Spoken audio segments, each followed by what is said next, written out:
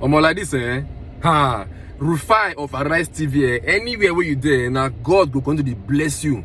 As it be say, the fear to always talk the truth and speak your mind, no matter who they your front. Now God will bless you. Like this, I like when I watch people and I see how Rufai don't expose some deep secrets concerning this government and this APC. Maybe say they want put themselves for office again. So I don't want to talk too much. Just watch the video by myself. Listen to everything Rufai talk about this video. And as they watch them, I beg, share the video, make everybody they see them, make they hear what they have for the country. When I watch the video. So a couple of APC governors went to see the president yesterday, and the president said, hey, please, hold on. I am going to try as much as possible to fix things as regards to Naira, but just give me 7 days. And if you did recall, I said that to a large extent, the APC has been complaining about the Naira redesign. And why? Because it's election season. Some other political party says, oh, it's going to favor us. At least people will not be able to buy votes. But the APC have been complaining about it. And Nasir Rufai went to 4 or 5 different media. In fact, he did a media run all over the country to be able to complain about it, and said some people in the villa are against the aspirations of the APC presidential candidate. And this matter degenerated. There were lots of back and forth. The villa too responded. Alhaji Muhammad responded and said, yeah, how can you say such a thing? That we are focused on elections. So the question is, who doesn't want the APC presidential candidate to be able to do well in the elections? All of this is unfolding, a lot too is happening. With the CBN coming out yesterday to say, we are going to arrest the saboteurs. There are a lot of banks collaborating with other people, giving them the Naira notes, and people cannot get the Naira notes. So that's the argument from the CBN. But people are saying they're going out there, they can't get. And the strong argument the CBN is also making is because they have arrested people and they have seen people actually conniving with banks to be able to get these monies. I mean, somebody was arrested the other day and grilled because they got the Naira note at the expense of other people. And that's a sad reality. So what is really happening? And we should be able to talk to the banks, that the banks should be able to bring the money out and not just give the money to their special customers. Because what it appears to be happening now is the case that the banks are just giving the money to their special customers, and people like you and me that need money can't get money. Another advice is the banks should be able to work on their apps. Because for a lot of people that go cashless, someone like me, I'm purely cashless. I don't have 1,000 Naira on me. Everything I do is transaction through digital means. But the apps have been below par lately. Some people say it's caused by the jackpot syndrome and all of that. But hey, big question is, they should be able to do more to ensure that their apps work properly, to be able to deepen, cashless transaction in the country. And those are the arguments that we are making strongly. That's the first story. Second story, building collapse in Abuja, another very sad one. And see, it's just very shocking that despite all the building collapse, we've not been able to put measures in place to ensure buildings stop collapsing. And why do buildings collapse in Nigeria? Poor material, poor building skills, poor regulation and all of that. And that's the problem. A couple of people, over 25 people were brought out of the rubble alive. 3 people were fatally injured. Only time will tell if they make it out alive. And the truth is, what is happening? What is going on? Why do we keep having all of this misnomer at the expense of our economy? I remember when building collapsed recently in Lagos, the owners of those buildings were not brought to book because they have strong political affiliation. And that's another thing that makes building collapse to continue. Because you can't bring the perpetrators to book because they've got strong political affiliation. The big man syndrome in Nigeria. Everybody must be able to face the law. It's as simple as that. Another story making the round that I really wanted to talk about is the protest due to fuel scarcity. And it's really shocking. But the protest too is now coupled with the protest because people can't get cash. And that's why I was quite shocked and taken aback that the APC governors had to go to the president yesterday, like they care about the people. You think they truly care about the people? I'm going to break it down for you. Since the 2nd of October, we had fuel scarcity in this country. The governors never came out to talk about it, and they never went to the president to talk about it. All the governors. But when it was a Naira redesign that concerned them and concerned their political aspirations, all the governors went out to meet the president and act like they care for the people. The question you should ask the governors that went to meet the president is, why didn't they come out up in arms to talk to the president about the fuel scarcity that had been on for over 5 months? And if they say politicians have all the money they need for the elections, why is it that they're still going to talk to the president about the possibility of calming down on the implementation of the policy because it's going to affect their political interests? Big question. So we are seeing the protest all over the country now. I hear it was mayhem in Oyo State, in Edo State, the protest and all of that are going on. But the truth is, the people should be able to look beyond. So the governors that can go to talk to the president about the fuel scarcity affecting the people for over 5 months could go to talk about the Naira policy because it affects them for elections. And in the first place, the reason why we're having all of this crisis with the Naira is because these same politicians are mopping up the new notes. Just like when these politicians mopped up all the dollar in the system, the dollar rate increased. Go and check the rate of the dollar prior to the party primaries last year. It was around a little over 500. But guess what? After the party primaries, that they mopped up dollars so much that they even mopped up fake dollars. Because I heard they paid some delegates fake dollars. Guess what happened? The rate of the dollar went up. At the start of the year, 2022, was 500 Naira. After the party primaries, it went into 650, 700.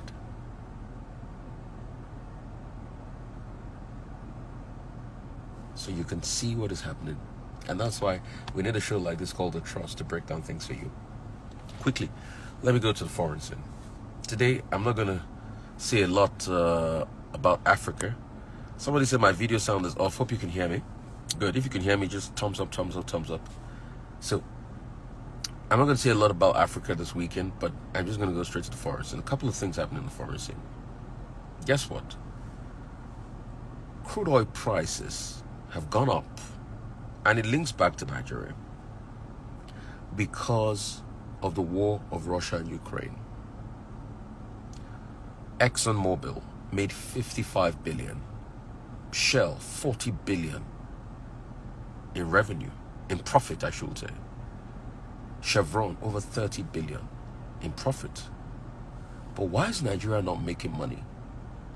If all the international oil companies can be making billion and they're declaring huge profit, because crude oil revenue has gone up because of the Russo-Ukrainian crisis.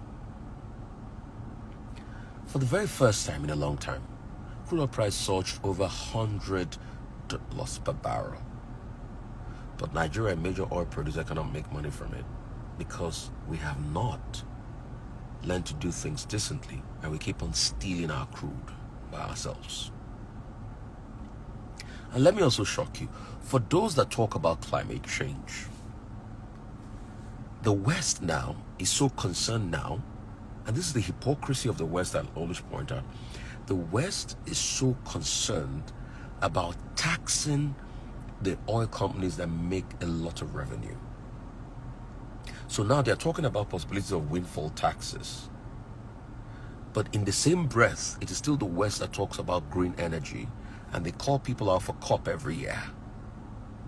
And that's why I say, Nigeria, if you discover more oil, tap it.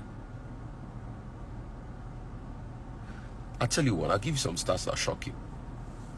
In over 20 years, Over 2.7 trillion have been given in bank loans to different energy projects. Guess how much of that percentage goes to green energy projects? 7%. That's to show you something.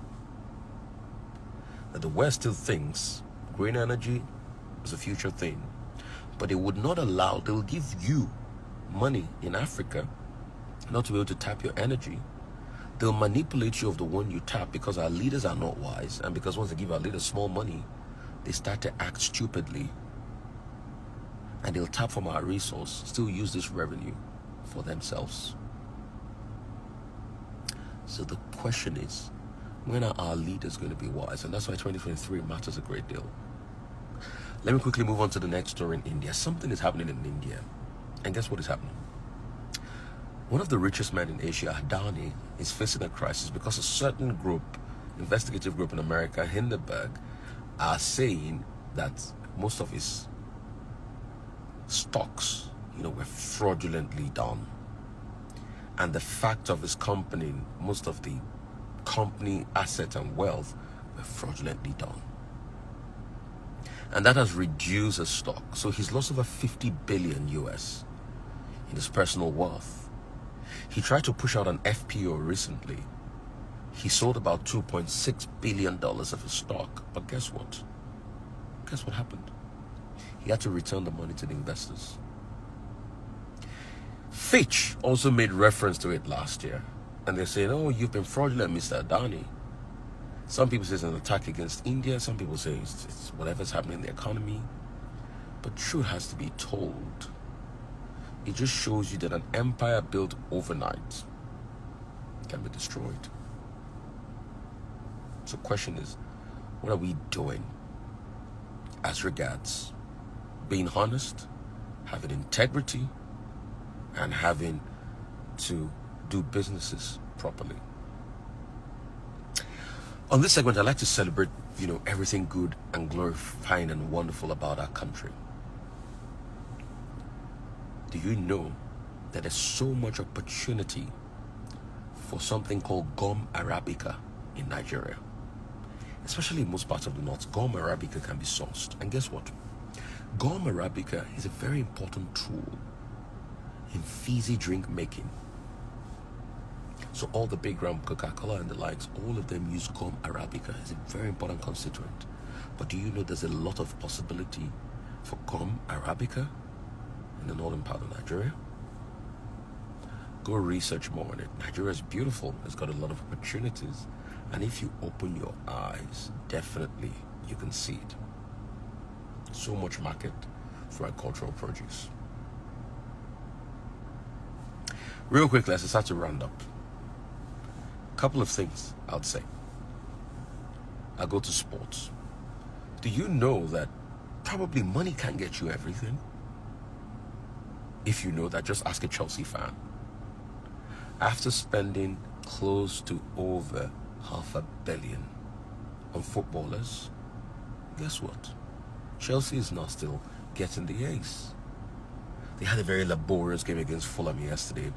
And to show you that Chelsea still languishes down the table in the Premiership is an indication that Todd Burley and his crew, with a lot of money they're spending, have probably not changed things.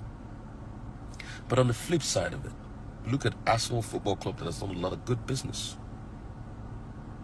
And look at the players they've been able to get for half the price. And see the transformation is done to their team. Probably Arsenal might have to play Everton today at 1:30 and probably will beat Everton and go up the table. So money is not really everything. It is just how you put things in place and build structures in place that matters. That's about it on the roundup today, where we stray top issues. I bring this your way on Instagram. And if you want to partner with me as a brand out there, drop me a DM. I'd like to see your stuff and work with you to be able to promote other brands. But thank you guys so much for joining me. Normally, it's just going to be Monday through to Friday, to educate and to interact with people. But truth has to be told. Some days, when I feel like it, I could just put in something for you all the weekend like this. And it promises to be great. And you also catch me on radio tomorrow morning in Lagos And on YouTube, it's VOP 90.3. We've set up the radio station 6 months ago, and it's doing quite well. We've got, knock on wood, 600,000 to close to 1 million listeners now terrestrially in Lagos, and we've got over 32,000 subscribers on YouTube. So it's VOP 90.3. All right, and I'll be there tomorrow morning. I've got exciting guests coming up, and I've got exciting impact. So I hope this really, made your day, and this is something I'll be giving to all of you out there, where we get a chance to interact and all of that. Thank you so much. Bless you.